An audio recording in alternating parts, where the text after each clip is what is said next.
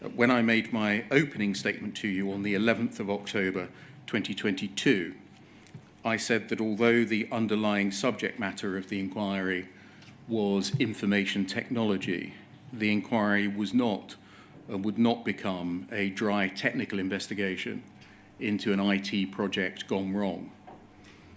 That was because it would be an inquiry that was actually about people whose mental and physical health had been impacted, about people whose marriages and partnerships had deteriorated and failed, about people who thought about taking their own lives, and in some cases, who took their own lives.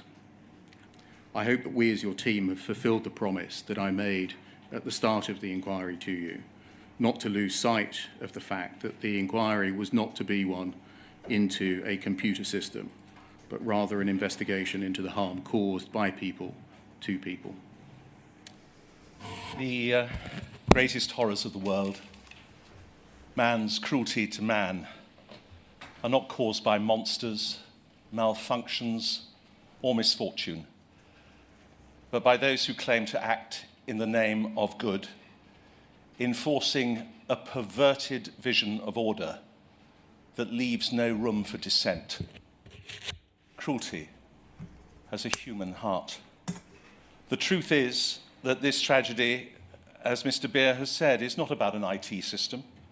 Horizon did not destroy the innocent. The malignant culture of the post office did. The post office's inveterate contempt for the subpostmasters, its corrosive prejudice against them, its desire for absolute control over them was the incubator for these terrible events. The seeds of this tragedy lie in the misappropriation of Horizon as a weapon of domination. Voltaire's words come to mind. Those who can make you believe absurdities would have you commit atrocities. The absurdity was the belief that cascaded from the top down, from the board and the executive to the auditors and the investigators, that Horizon was incapable of generating shortfall errors. It was infallible. There were no bugs. And when they were caught in that lie, they used this mantra instead.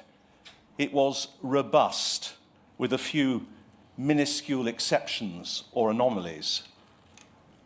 The subpostmasters' plaintive cries for help were dismissed. They were stigmatized as troublemakers, incompetents, or dishonest. And they were then isolated and silenced with a lie. It's you. It's only you. You're the only one complaining about a problem. There's nothing wrong with the system. Such heartlessness came from the top. They did not listen because Horizon was not rolled out to make balancing easier for the subpostmasters, but as a means to annex their accounts, deprive them of all autonomy, and to exert a degree of totalitarian control. It was as if Horizon was its faithful spy for the post office at every branch and every counter, reporting accurately everything back to HQ. The atrocities that followed were the inevitable consequence of enforcing that dogma.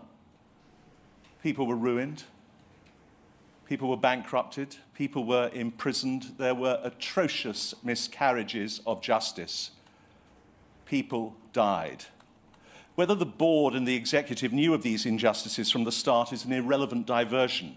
They ought to have known or appreciated that by refusing to countenance the possibility that Horizon might generate shortfall errors, they had created a terrible risk. It was a recipe for certain disaster. Paula Venables piously professed her disagreement with the instinct of her predecessor, Alan Cook, when he said that subbies with their hands in the till choose to blame the technology when they're found short of cash. But in 2014, Miss Venables was to write disdainfully, despite, because of course, sir, it was 2014, despite all she then knew, that she was more bored than outraged by the subpostmasters' complaints.